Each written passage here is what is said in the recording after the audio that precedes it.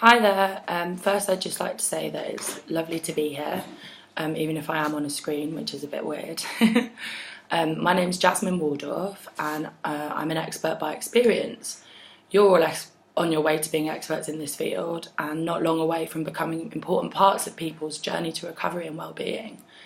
I guess I'm just here because I'm an expert of a different kind. I'm just going to talk a bit about my experiences of mental health services, particularly my first episode of psychosis and early intervention services.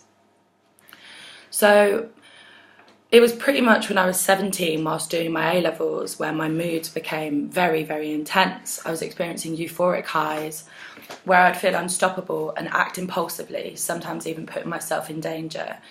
I would also experience crushing lows where I wouldn't be able to leave my bed for days. All the while, I was a heavy user of skunk, a form of cannabis. And at the time, it was my only means, really, of regulating my moods. My interpersonal relationships were intense and very dysfunctional. And after the breakdown of a meaningful relationship, I kind of began to spiral and became what I now know was manic. I was playing football for 4 hours a day. Sleep became a distant memory, something that didn't even seem worthwhile to me. And I thought rest and relaxation were pointless. I began speaking faster and faster and was very aggressive and felt distrustful and paranoid. One night when I was dumped by a partner, it was as if a switch in my head flicked and I went from being manic to completely psychose. I lost my grip on reality and began a feral pilgrimage. I believed that it was my duty to bring all of the gangs of South East London together, and I was a kind of street soldier. I stopped washing and eating and stayed up for days on end, walking around Brixton all day with no shoes on.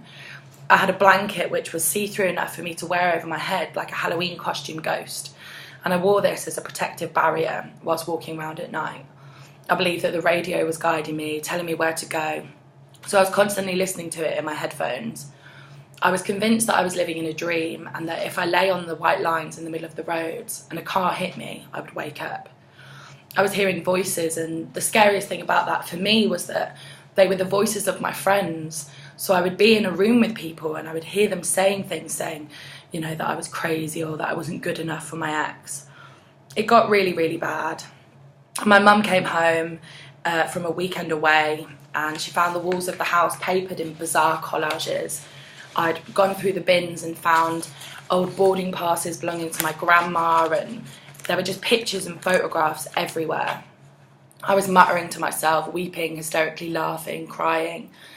So basically she took me to A&E. I ran away from the hospital and had to be collected by the police, and the next day I was taken into King's and did the short work into the Maudsley Child and Adolescent Mental Health Unit, Snowfields, where I was to stay for 5 weeks.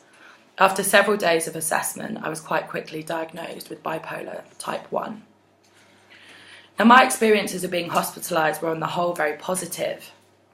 And for me, it's really important to say as well that diagnosis for me was a positive thing.